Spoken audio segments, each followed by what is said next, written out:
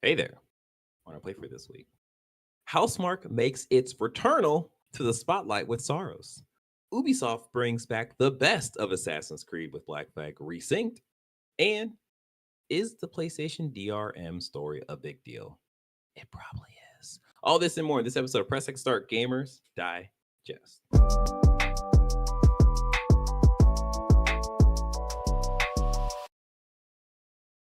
What's up, everyone? I'm your host, CJ, aka Sexy Bad Choices, aka I finally found the Crimson Desert in Crimson Desert. I am joined by On MF Ross. What does the MNF stand for? You be my pragmata, I'll be your Hugh.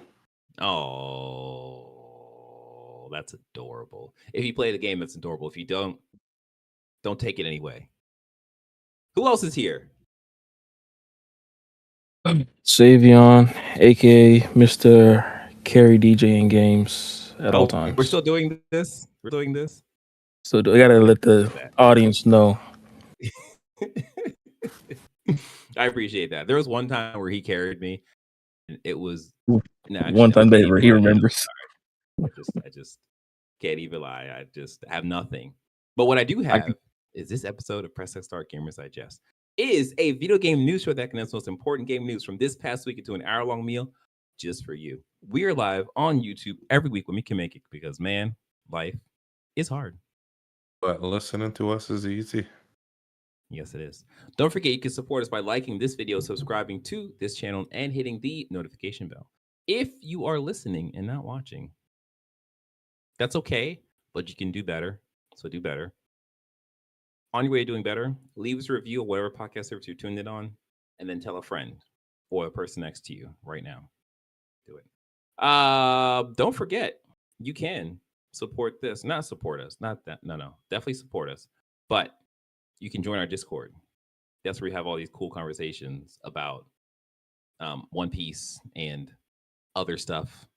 They're constantly trying to get me to watch this One Piece show. I don't know what it's about. This person named Luffy. At this point, you should know. At this point, you should know. Like 60% of the chat is about One Piece, and I'm just there. So come. Still engaging. All right. With that being said, and that is out of the way, let us jump into the gaming news with number 1. The Saros Review Roundup.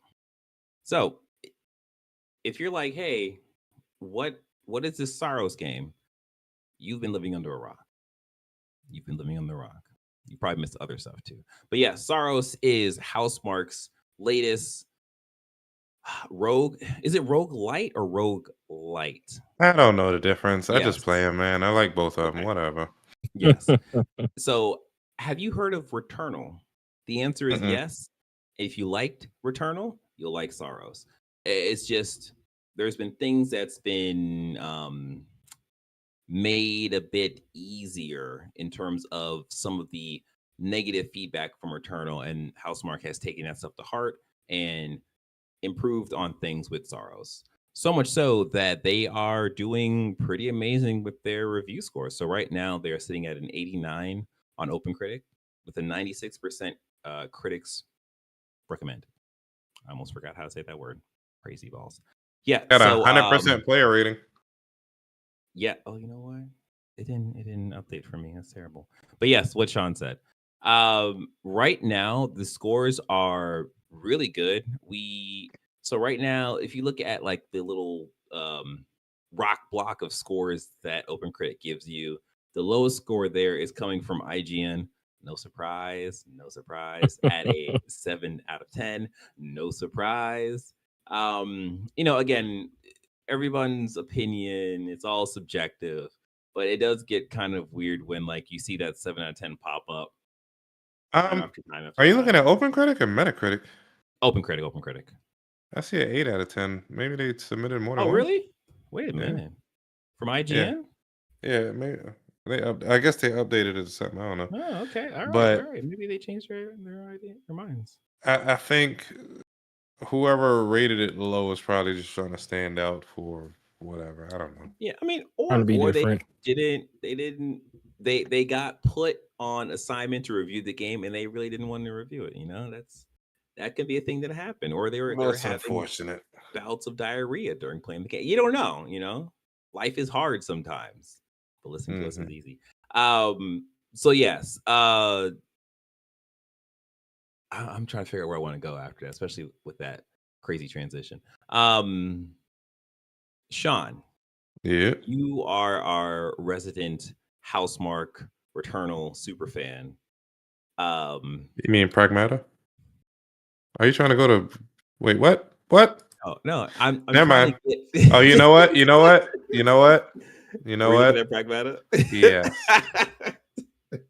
Saros probably does have a 7. It does have a 7 from IGN. You're right.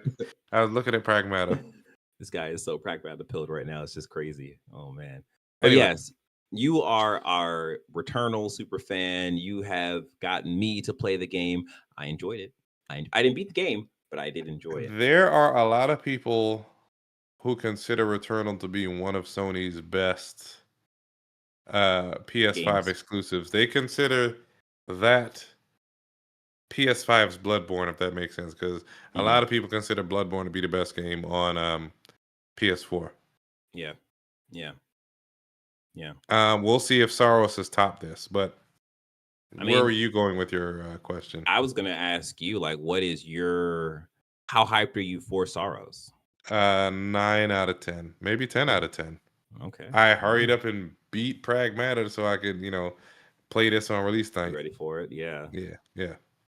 I will say, as it is right now, I think I will be getting this game and can't stand you. Although, I hate your guts.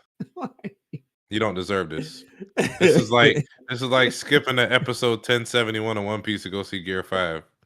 You this suck. man knew the episode title or episode number. That's crazy. But yeah, how about you, Xavion? Are you do you even know what this game is? Like, I've seen a couple gameplay, couple clips on it. It's something I'll get. I don't know if it'll be. I'll get it first day. You're not ready for this. You're not good enough yet. I might get it like second week. Let Sean play it a little bit and then talk about it and then see how he feels about the game. Okay. I already feel about it. The only thing they changed was add a shield, remove the in-game store so you're not spending obolites. Yeah, they didn't change. They only changed but a few things. Okay. And they have a skill tree now. Yes, yeah. So I can give a very light not story dump, but just kind of like what's happening in this game.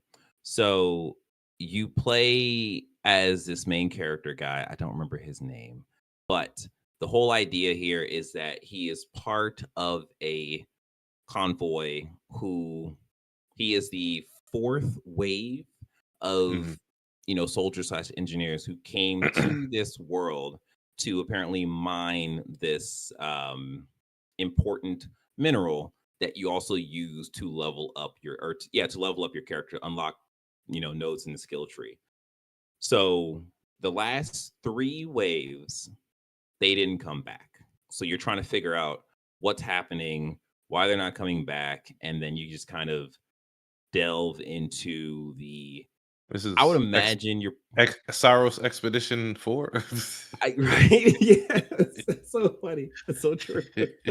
I know they're probably like, "Dang, man, seriously."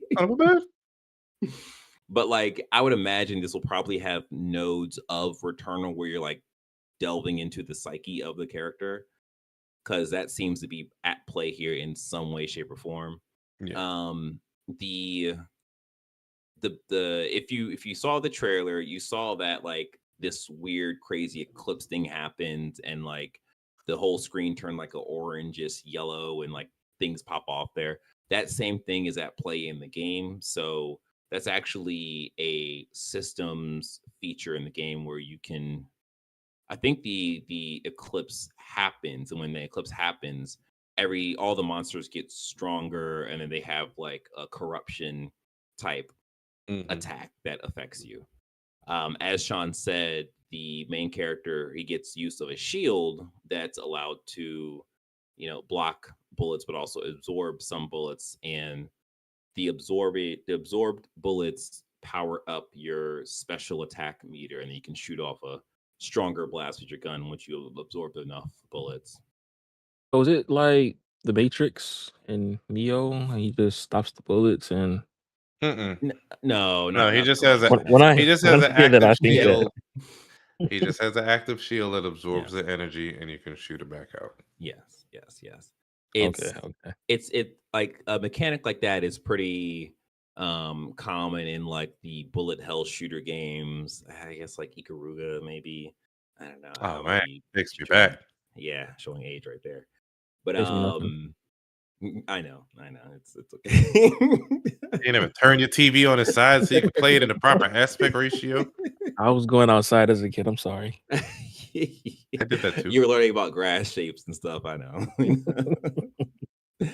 But why you ain't in the NBA then, man? You was outside. You ain't do nothing with yourself. Basketball wasn't my sport. It was more football. Oh, okay. Like throwing balls, huh? All right. Next up. I can't. Let's keep going. Anyway. Yeah. Okay. So So we'll have more about Saros come next episode when it's actually out, because the game has not released yet, and it's technically out tonight. You had purchased the digital deluxe, which is the 28th, but I was just like, I'm protesting. I don't. I'm believe surprised you didn't do it. I'm surprised. Nah, I don't like supporting like paying extra to play the game, early and shit. Give us the goddamn game if it's already ready. Like I gotta pay you $10 extra. It comes with 3 extra like costumes, DLC costumes. I'm also against that shit too. Like I'm not paying extra for horse armor and to pay the game 48 hours early. It is fine. Nothing special. No. I'm voting with my wallet here. I want to play the game, but not. I get that. Quite all right. Number 2, Assassin's Creed Black Flag REsynced showcase confirms lack of DLC and multiplayer, which is not necessarily a bad thing. This comes from IGN, not IGN. Which the multiplayer? Insider Gaming, yeah. I misspoke. It's from Insider Gaming, not IGN. By way of Tom Henderson. Give me a second. I'm about to play that trailer so we can all watch the pretty lights and colors. So, the upcoming Assassin's Creed Black Flag remake, called Assassin's Creed Black Flag REsynced, won't have multiplayer or DLC, and the focus is on streamlining and offering a single-player experience with the base content. Ubisoft's April 23rd Assassin's Creed Black Flag REsynced showcase officially revealed REsynced for the first time. It announced and revealed many things, but one of the features that stood out above the rest was the game will be purely story-driven adventure, and that Ubisoft wants to focus on Edward's original adventure and nothing else. That also means that they got rid of the future stuff where you go back into the office building. Assassin's Creed is a tale of 2 very different stories. And the story that we all know is of the assassins doing stuff, but then there's another story where like you are in present day and you play as a character who is reliving these memories by way of like weird. Remember that time you upgraded your skill tree back in the early 1800s? Right. You upgraded your assassin skill? Crazy. So yes, Ubisoft is getting rid of that present day stuff with the future tech, and they're making this strictly a pirates assassins game, which I think is a good move. Because the future portions, I do remember playing it. I was like, this shit is kind of boring. It literally took away from the fun experience that I was having. It's just like I don't why are we doing this? I don't want to do this. This is a bad move. Developer Ubisoft had decided that REsynced will not have its original DLC or multiplayer, and will instead include new story elements such as a reworked animus and moments, and even new combat system focusing on action. That's whack. Doing a bad thing. Well, what? Okay, What part's whack? No Adewale, I can't go free no slaves. Oh yeah, okay, yes. Bullshit. So the DLC is sort of a weird move. Okay, so clue me in on this. The DLC was not Edward. It was a lady, right? Adewale was in Freedom Cry. I don't remember about the other Yeah. DLC. Let me see. Black Flag DLC. So did you access the DLC through the Animus in game? Is that why it's not in? I feel like it was a separate. I don't remember. This was 13 years ago. Yeah, it was a long time I don't remember. Man, you know, it's crazy looking at the gameplay, and like all I'm thinking is Crimson Desert. It's just like, dang, man, it's so funny, like where we are now versus like where we came from, man. But yeah, I mean, I think what they did with this, it looks really good. It looks a lot better than the original. Of course, it's been 13 years. Things have improved. But again, I think they did a good job handling this remake, resync. Yeah, like Hopefully I can stay playing it, honestly. Say what? Because the way it is with Assassin's Creed, after a while, it's just like, you fall I'm off. going to the Yeah. If you don't care about the story, you've seen the story already. Yeah. I that's been the trope of Assassin's Creed, especially with me playing Assassin's Creed. Like Black Flag was the only game that I like played to actual completion, and I was like, okay, this is good. But the other, any other Assassin's Creed I touched after that, I was like, all right, I'm not here for this. But it's one of those things where I wish this had came out like last year or something. Like the fact that I'm playing Crimson Desert right now, and it's just like I don't have space for another open world ish sort of game. And then there's GTA 6 happening later this year. It's just like, oh man, like, hey. So you just got to finish the main quest. That's all we got to focus on. Main quest, Crimson Desert. Oh. Once you finish the main quest, it's like, okay, there's side stuff to do, but it's not that important where I can just go to the next game at that point. Yeah, well, yeah, of course. Like once you're done with the game, you're done with the game. So I get that. But yeah, so this is releasing July 9th, 2026 of this year. Is that the same day as Spider-Man? Because I might go see that instead of playing the game. Well, I mean, you can still play the game after. It's not a binary decision now. Yeah, you could do both. You're capable of that. Saving your. I get tired. I get tired after a while. Oh man, that's unfortunate. You should sleep. Sleep more. I'm getting old. Nah, it's July 31st. I'll be fine. Speaking of old, number 3, PS5 and PS4. Let me pause that. Digital games may be requiring 30-day DRM check-in or risk losing access. This comes to us from MP First by way of Side Abian. PlayStation fans have been what? Terrible decision. Oh, my fault for cutting you off. Oh no, you're good. You're good. PlayStation fans have been facing a new issue since this morning, which forces them to connect their consoles to the internet once every 30 days, or the digital game license may be revoked, and they will be unable to access them for a temporary period. Digital rights management, DRM, is a system that controls access to digital games and content, often requiring online verification to confirm ownership. Lance McDonald shared this on X, where he posted information about a title showing 20 days remaining to connect to the internet. further stating that a highly controversial DRM has been rolled out to all PS4 and PS5 digital games, requiring an online check-in every 30 days. So there's a screenshot that shows the valid period start and then valid period end, and it says remaining time 20 days. So many fans face this issue and express their frustration. McDonald also shared multiple tweets on the X. On the X. What? Come on, Twitter. Yeah, no, it should just be on X. Why VX? Anyways, revealing most of the information about it. A shocking point in his report was that the newly purchased digital games will require an online check-in every 30 days. There's a quote. Okay, so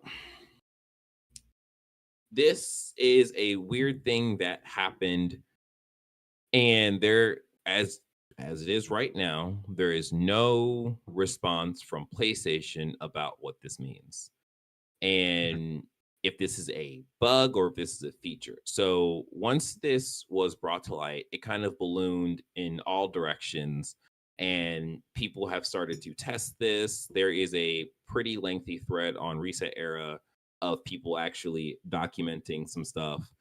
There is one person in particular who was also testing this and kind of did like a bigger breakdown of what they saw. And it seemed because they mentioned that they had a jailbroken PS4, so they're able to actually see the back workings of the like license stuff and see like what's going on. Gotcha. So yeah, so they put out their findings and they basically said that what they're seeing is that when a digital game is purchased, it used to have a indefinite license put on that game. Now there's been a switch where instead of it being indefinite, the license is for 30 days. So that's where you're seeing, okay, you have 30 days to ping the server. But once that ping happens, the license switch from the 30 days to indefinite.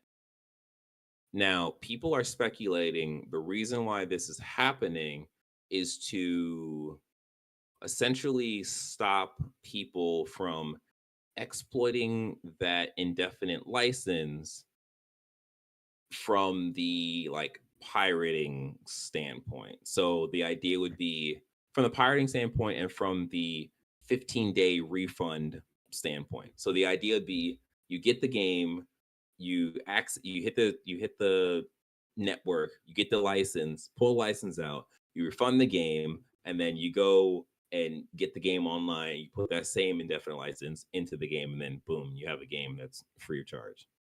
No average customer is doing that. Sony is full of shit. This is just hurting the quote unquote honest customers because every lock will be picked or will be broken at some point. It's just a cat and mouse game with pirates, and they should have found a better way because this ain't it. Because yes, like nah. I think you are abs. Would you say, Sabian? I said they have too much free time if they're doing all that.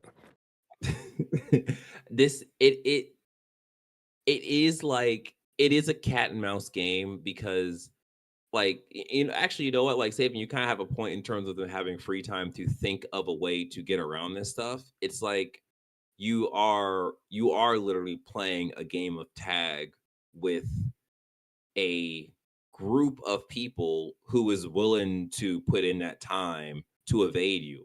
And it's just like, all right, this is just what we have right now. And it's like something like this is going to affect the wider audience because I think I saw somewhere about like, for example, people in the military who have to go on a sub or whatever, and they're on the sub for like months essentially, and sometimes there is no internet. So if they hit past that 30-day point, then they don't have access to their games, and it's not necessarily that they're pirating their games. It's because of their job they can't. So this is sort of a weird thing to be done to counter the pirates when it affects the broad gamer. Mm-hmm. So a couple things that happened along with this. So people went to PlayStation's support to, try to get like some kind of clarity on this. And if you don't know, the PlayStation support is ran by a chatbot. And because of that, people got all different answers to this same question of, is this a bug or if this is a feature? So that didn't really give any clarity, and people kind of just, of course, went online and was like, "Hey, man, the chatbot is giving every answer essentially, or like giving both answers." So at the end of the day, people are waiting for PlayStation to give a actual response to whether or not this is a bug or if this is just a thing that they're doing going forward.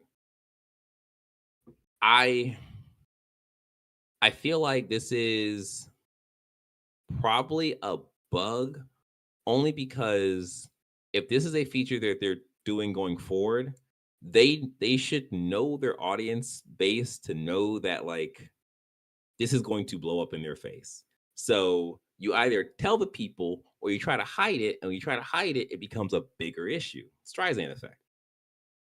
So I mean, people can blow up all in one. They just got to release some mega exclusive, and people will be like right Saros. back to. Nah, Saros is not a. We'll see. I mean, it got rave reviews. So did Returnal. It didn't sell well. I mean, something like GTA 6 or Wolverine. You know what? I don't have this on the docket, but Wolverine is starting their marketing campaign right now, Sean. You seen stuff? I haven't seen nothing. Well, I posted an Instagram post of Insomniac showing a little snippet of like new Wolverine gameplay, and it's just like it just came out of nowhere. I understand it's being a little bit of conspiracy theory brain here, but like it's weird that it kind of matches up. Anyways, that's just what's happening right now. We are waiting for PlayStation to actually respond and say something so everyone has clarity to know is this is an issue, or PlayStation, you need to change this back to what it was and figure out a different way of trying to combat the pirate people, One Piece people. All right. Before we jump into number 4, hey, you get into our what? Get into our subs by subbing to us. There we go. They don't even know what that is, man. Jeez. It's unfortunate. Anyways, like this video, subscribe to the channel, hit the notification bell. If you're listening, leave us a review on whatever service you're tuned in on. Thank you. All right. Number 4. The new vampire RPG from ex-Witcher developers finally has a confirmed release date. This comes to us from Polygon by way of Austin Manchester. So, real quick, is anybody, do y'all know what this is? The Dawnwalker? I'm sure we've covered it. Yeah, I'm sure we've covered the announcement or something, but I have no interest in this. Okay. I might wait till it's on like PlayStation Plus. Maybe. PlayStation. Well, I ain't gonna touch it when it hits that. Let me see some more gameplay and closer to the release date, and then I'll make my decision. I am happy you said that, Savion, because that's exactly what I'm about to show. So, they had dropped this pretty much gameplay and release date. That's exactly what they did. So soon you'll be able to sink your fangs into Blood of the Dawnwalker, the upcoming role-playing game from ex-Witcher devs. Developer Rebel Wolves and publisher Bandai Namco Entertainment announced Tuesday their upcoming RPG will be released on September 3rd. The Blood of the Dawnwalker cast players as we're not going to do all that. So yes, this is the main twist here is essentially the player is like Blade, but white. So he's basically using his... Typical vampire. Yeah. He's basically using his abilities as a vampire to fight other vampires, but in the 14th century, so they're all white apparently. I don't know. It looks cool. It looks interesting. I think my only concern about this is that this is from a smaller dev. I mean, they are getting the support of Bandai Namco, so that there's something to that. But it is a thing of it might be better to wait and see how this does instead of just pre-ordering and just hoping for the best, because this seems like a pretty big and robust game, and when you have those two things in front of games, sometimes you also get bugs and lots of them. So it is a thing of to be cautiously optimistic for this. Oh, you can turn to a wolf. Yeah, Well, that's they cool. posted a you sold us. gameplay. Oh, They did they? posted a Okay. gameplay 9 hours ago. Yeah, that's what I'm playing right now. And I yeah, didn't get to watch this. I was not home. But yeah, it looks interesting. It looks like really cool. Again, I look at this and I think, oh, this is kind of reminding me of Crimson Desert. yeah, Minus the he smacked the mess out of that guy. Okay. All right. okay, walking Okay. on walls, turning into a Yeah. wolf. Okay, that's cool. So yeah, that's that. That's Dawn of the Dawnwalker. We'll see how this do later in the year. This is coming out September 3rd. It's not close, but kind of close to GTA 6, and it has nothing to do with this. I just feel like saying GTA 6 to see what happens. All Is right. he doing hand-to-hand combat to swords? Yeah, that's what you do when you fight with a sword. Use your hand. Hmm. You never fought a I person mean, with a sword Luffy before? does it. Exactly. Hey, that's anime. Exactly. Anything can happen in anime. Whoa. It's a Now. documentary, sir. Oh no. Not anything. You're right. I mean, you can pretty much do anything. Has there been a good black character? Ha! All right. Number 5. Hey, there has been actually. That's a joke, guys. So just calm down. Number 5. Their favorite games were already built with AI. Google exec says almost every big studio use AI, but not all discloses it. This comes to us from VGC by way of Chris Scullion. Practically every major game development studio uses AI in game development now, but not all of them are comfortable disclosing it yet, a Google exec claims. In an interview with mobilegamers.biz, Google Cloud's global director of games, Jack Busser, says a lot of studios. Solid name, right? Mm-hmm. I wonder how many kids he has. A lot of studios use AI powered tools to help with development, but a number of them are unwilling to confirm this publicly for fear of backlash. Busser says Google's own tools like Gemini and Nano Banana Pro are used by some studios to remove the drudgery and repetitive low value work in game development. But that while many studios use them, the fact that AI is a divisive or Divisive. divisive. Yeah, I say divisive Mhm. because I like tomatoes. Mhm. Divisive topic means they kept quiet about it. I think what players don't realize is that their favorite games right now were already built with AI, he claimed. Those games have shipped. We did a survey around Gamescom last summer with studios all over the world. Roughly 9 out of 10 developers told us, yeah, we're using it. If they're open Now, with it from the jump, shouldn't people be okay with it technically? so there's a lot of things. There's a lot of things here. Let me just read this last quote that we can actually talk about. Now you'll see other surveys from other organizations that have that more around like 40 to 50%. And you might ask yourself, well, that's still a large number. It's still almost half of the developers out there. What's that gap? And that gap is basically the developer's willingness to tell you whether the fact of the matter is it's being used. So I don't think a large amount of the people playing games, I don't think the issue itself is AI. It's more so, as they call it, AI slop, or it taking developers' jobs away, because a lot of the technocrats' goal, it seems, is to eliminate all jobs in favor of AI and automation. So they feel like it's a slippery slope if you're using AI in any form or fashion.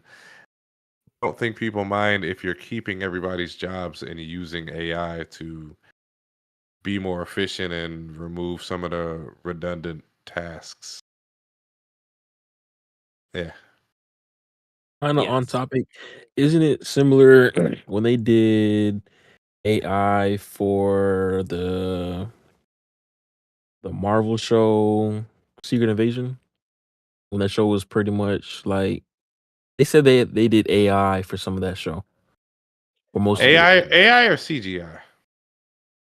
AI. I don't know what they could have used AI for in there, but yeah, it's interesting. I forget. So- it was some time ago.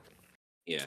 I will say that it is different, and like Sean is right in terms of the main issue with AI is the pairing of it replacing the workers, it replacing the human touch of video games. And that is the main issue of why people are so against it. Because last year, when there was last year into this year, when there was a big push for AI in everywhere, we saw that different companies and stuff was laying off people to replace them with AI.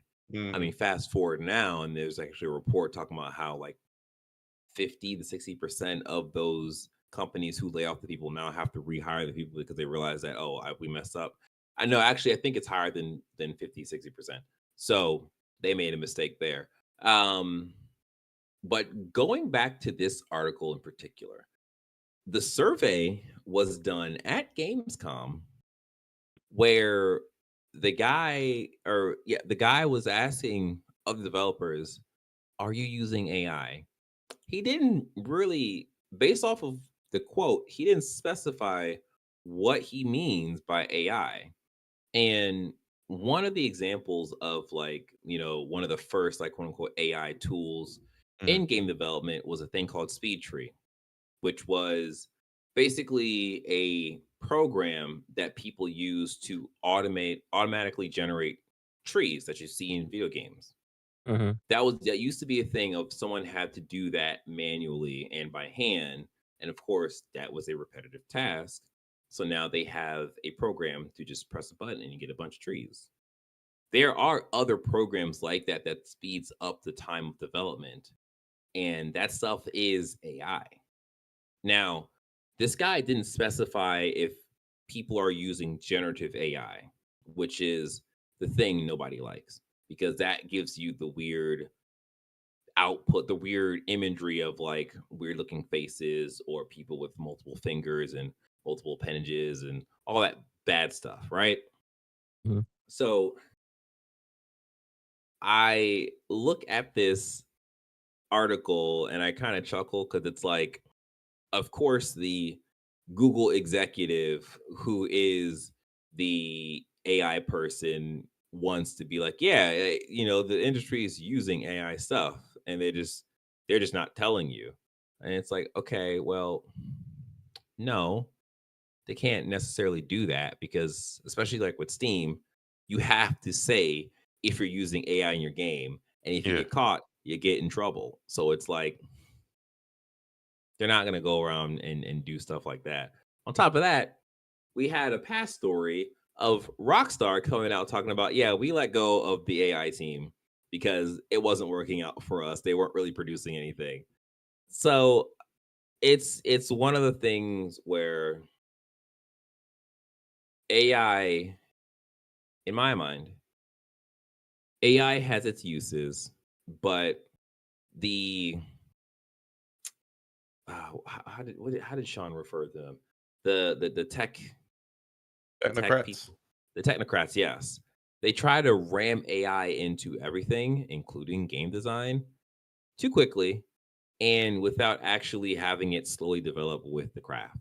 And we are now at the spot where we all know what bad AI looks like, and no one wants that. And we are all super defensive when AI is said because we assume that it is the bad AI, which is not necessarily our fault because that's the stuff that we've seen and we don't like it. So when they say AI, we don't like it. That's why we're here.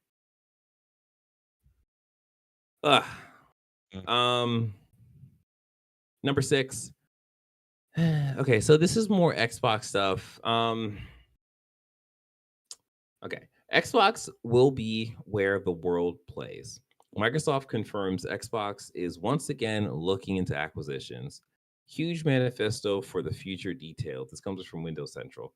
We're not going to actually go through this because this is just Asha Sharma trying to set a baseline for what she sees Xbox to be. Yep. And it's one of the things where at this point, she's saying a lot of stuff. Some of the stuff she's saying is good.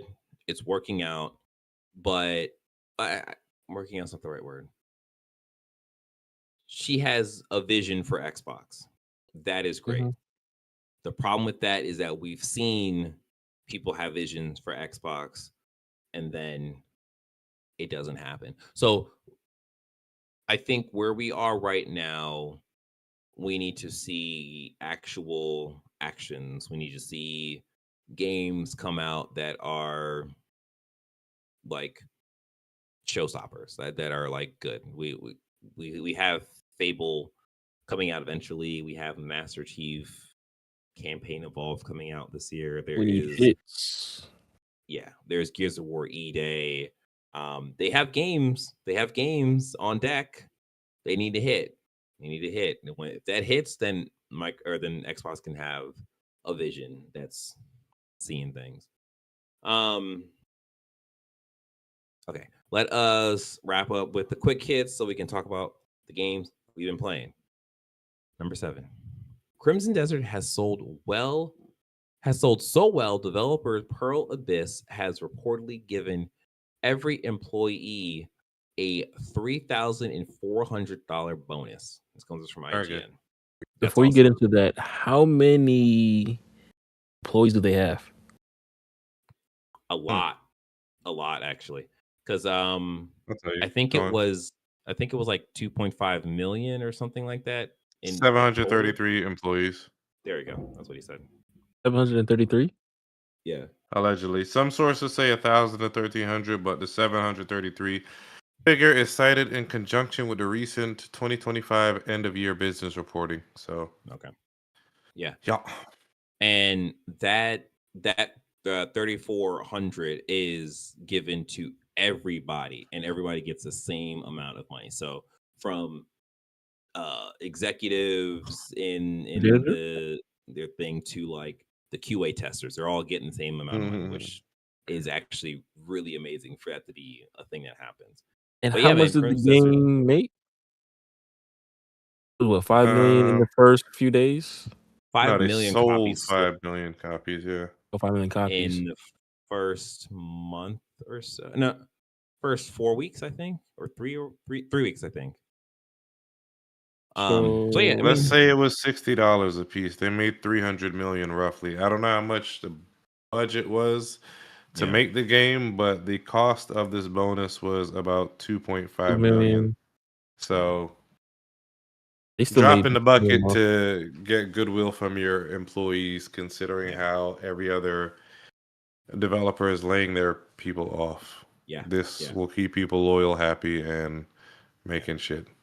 Like on top of that, just before we bounce, like the way that they have been updating the game and incorporating like things that they see from the audience is mind blowing. In that, like the first update they had there was an exploit being used to basically like fly through the game. And they said, okay, we see that. We're going to change one of the skills to be able to be used in the air to basically make that exploit a part of the actual game mechanics. But they limit it a little bit. So it's not like an exploit anymore. It's just a thing you can do. And they've done that 2 times to the point where the last update, they said, you know what? You can now throw your offhand weapon and it will boomerang back to you. And it's like, How do you do that? No one asked for that, but thank you, huh? How do you do that? I was playing the other day and I couldn't figure it out. Yeah, it's the same as. Have you played with a shield? In the beginning. It's L1 to block and then R2 to do like the little shield bash thing. It's that same L1 R2, but with the sword in your hand. You just throw it and you coming back. You bring it back. I gotta try it out. Yeah. That there's just so much in that game that's just ridiculous. Number 8, Marathon was one of March's best-selling games in the U.S. This comes to us from Kotaku. Shout out to them. Good job. That game literally was slated to be a Concord 2.0, and they did all that they could. They sacrificed so many squirrels for that game, but they did it. They made money. Number 9, Resident Evil Requiem was already the fastest selling game in the series. So for 7 million. Yeah. So for 7 million copies sold in under 2 months, Capcom had to break out the cake. The cake? I don't know. They mean ass. Oh. No, I don't know. Go ahead. That came from Games Radar. But yeah, like that was another game that sold extremely well. Like that, Pragmata followed that up. Like I think Pragmata sold 2 million? No, they only sold 1 million so far. 1 million. Okay, yeah. But that's still good for a new IP. Brand new IP. Yeah. For sure. And I one of the common things I hear about Pragmata is from people who've played Resident Evil Requiem. It's like, oh, they actually preferred Pragmata over Resident Evil Requiem. It's like, oh, I mean, it's a completely different. It is everything, it is. Yeah, but they sold 1 million units within 2 days, which is pretty good. Okay, yeah, that's really good. Number 10, Final Fantasy 14 is coming to Switch 2, but with an annoying caveat. So that caveat, real quick, is actually pretty weird in that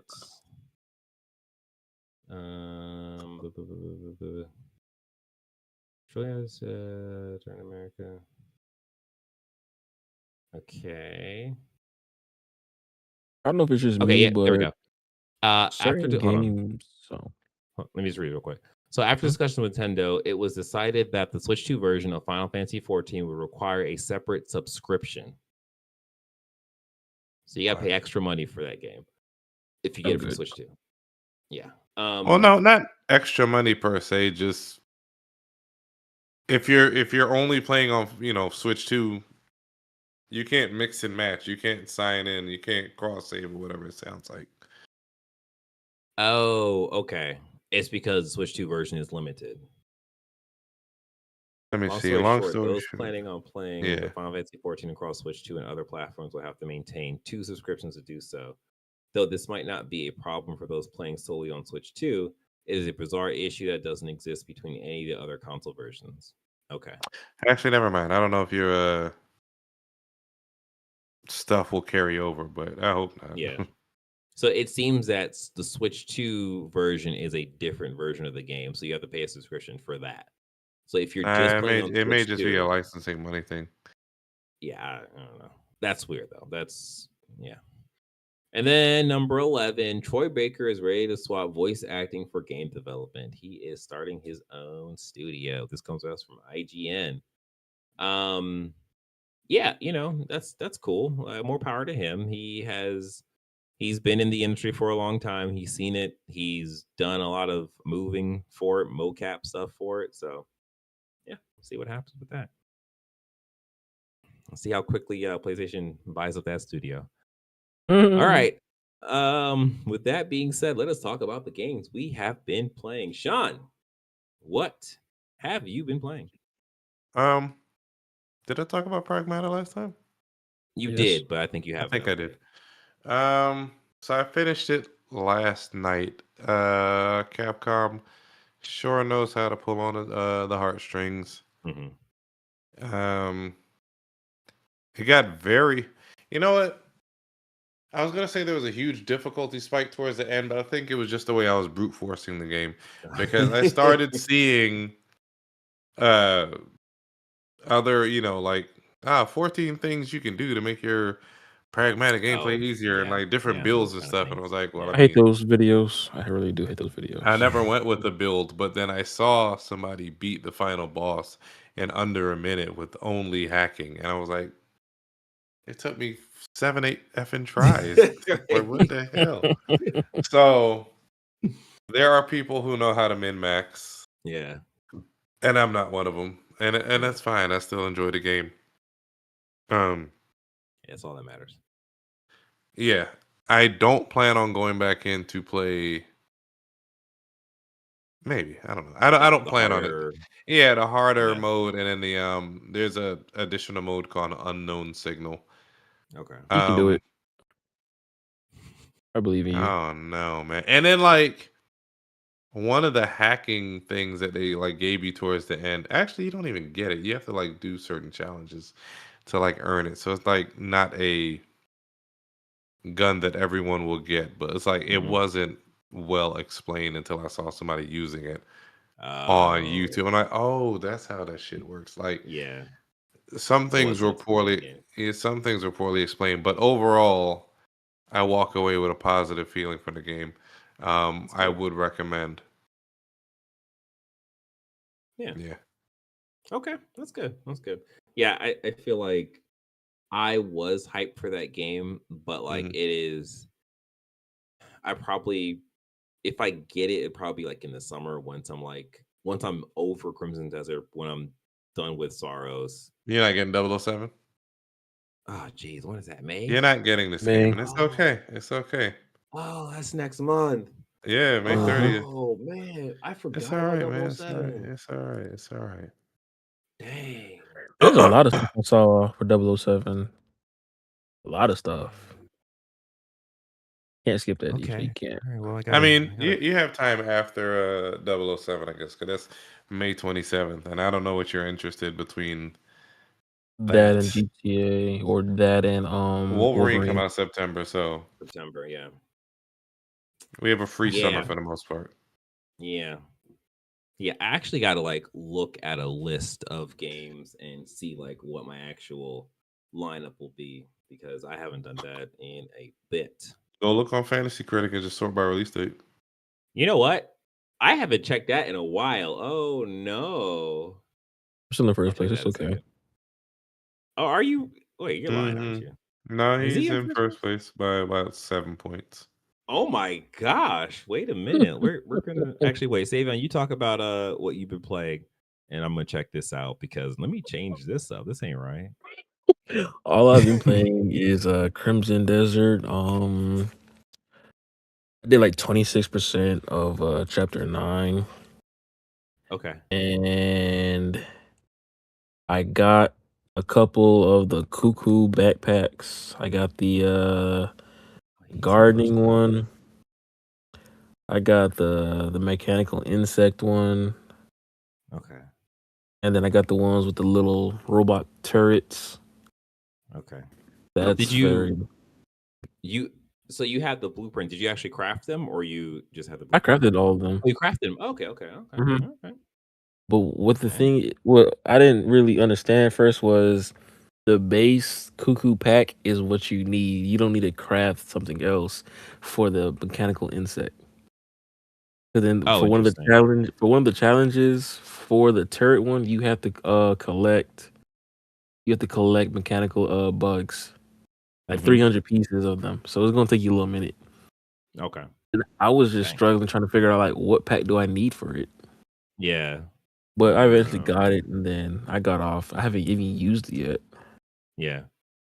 But I recommend you getting the gardening one, because then you can craft the little gold pills and like have so many of them. Oh, is it the fertilizer one? Oh, it's a guard. Okay. You need just you have you not crafted the little gold pills for the 100% once you die? Oh, I have not crafted those. No, I've crafted the gray one, the one that's like 30% health. All you need is like 4 things for the Yeah. gold one. Okay. It's water, a flower, a beetle, and like deer horns. Oh, that's how I make And pancakes. barbarian. It's really simple. Yeah. So then once you get the gardening pack, you get like 50 off rip by just using it one time. Because then if you do it by hand, you get like 3. Oh, okay. So it's like once I So crafted that, I was getting like 50. I have like at least 4 stacks of the flowers. okay. So you Okay, can so get let like me ask you a 100. question. Go ahead. Yeah. Where you are right now, how do Mhm. you feel about the story, about like the things that you're doing outside of combat? If you played Minecraft, it is so similar to that in my eyes. As in, oh, you need to go explore things to grab materials all across the world just to get one simple item. That's how I see Crimson Desert as a Minecraft game. Yeah. Except for the building houses and stuff like that. As far as like equipment and stuff like that, you need 4 or 5 different things in different areas, and it's just a lot. And then I'm traveling back and forth to different parts. It's a lot to do. Sean, have you ever asked someone a question expecting like, the answer to be between like A through Z and they give you like a number and you're just like, what? No, I think You crashed the computer. I think that answer was like that was a very good answer. And like I totally get what you're saying. Like I definitely see it as like a it definitely has elements of Minecraft where it's just like, all right, I can sit here and spend a couple hours figuring out how to craft these things, figuring out where they are, and just going on an adventure to get those things just to make this thing and just be done for the day. And it's like there is definitely a mode of play where you can just do that in this game, and it is really cool that they've done that.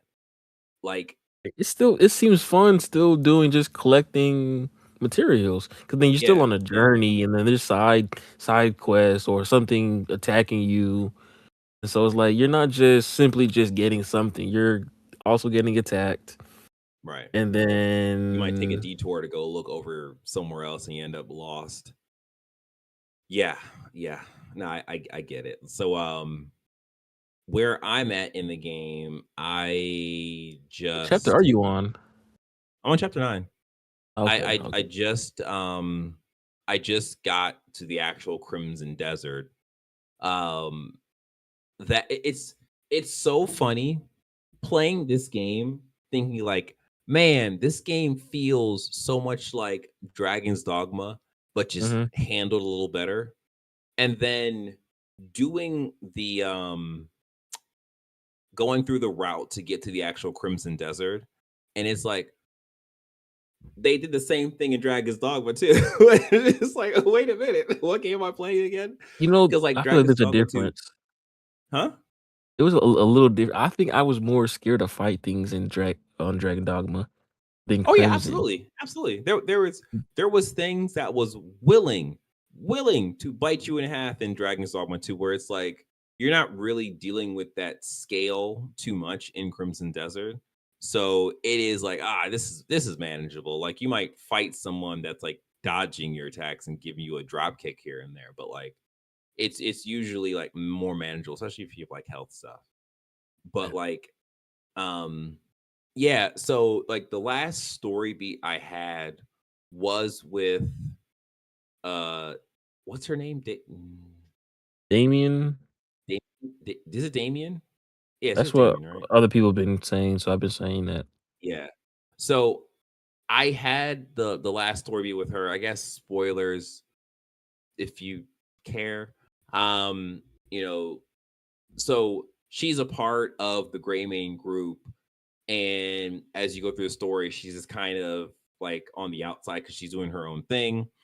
You find out with you find out as the main character that the enemy people basically kidnapped her sword master, the person who taught her how to fight.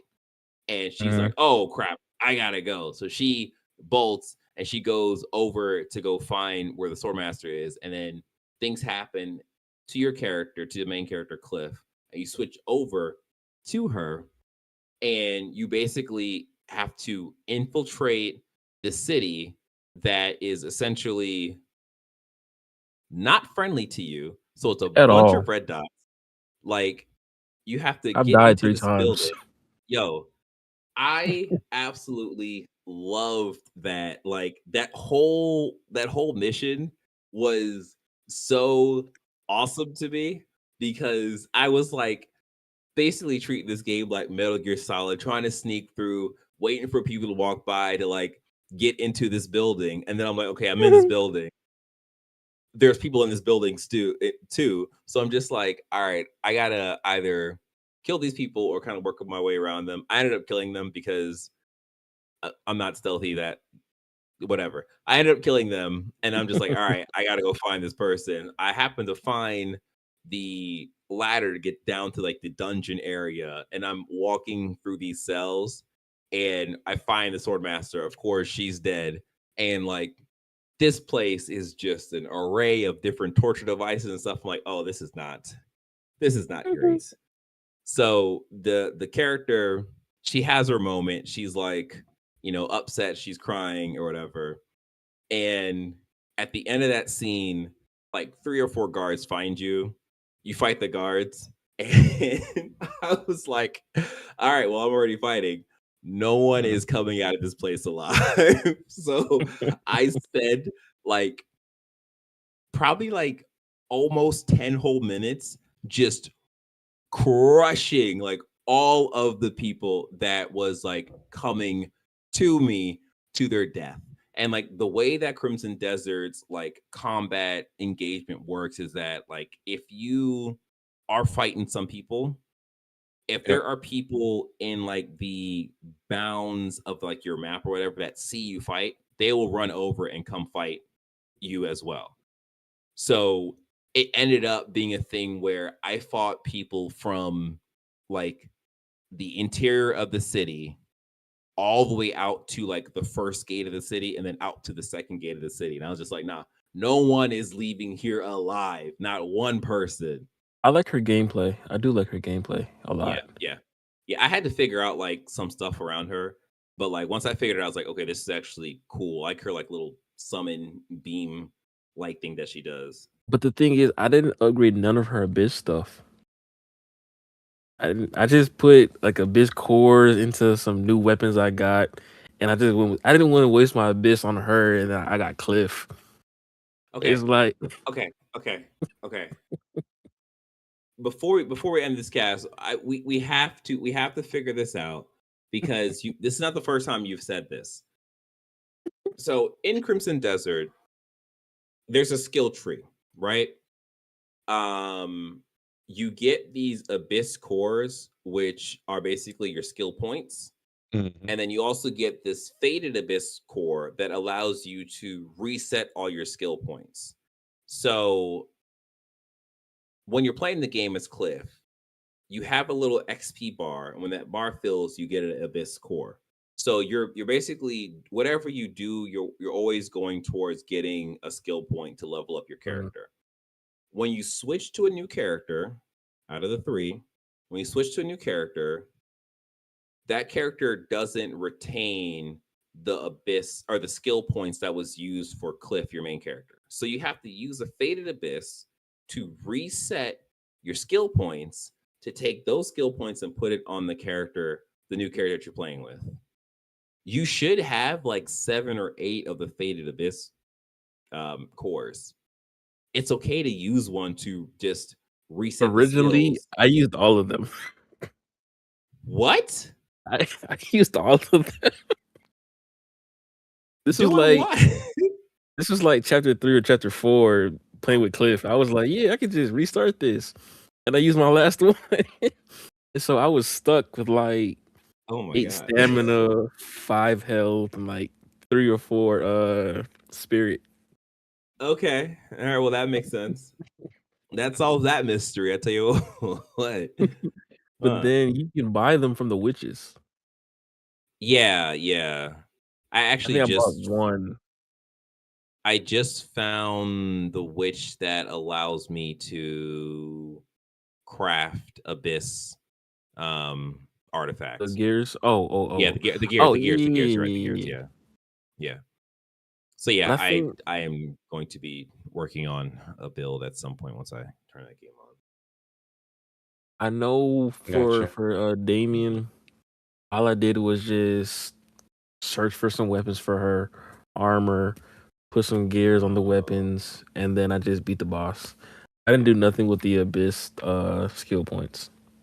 Yeah, okay.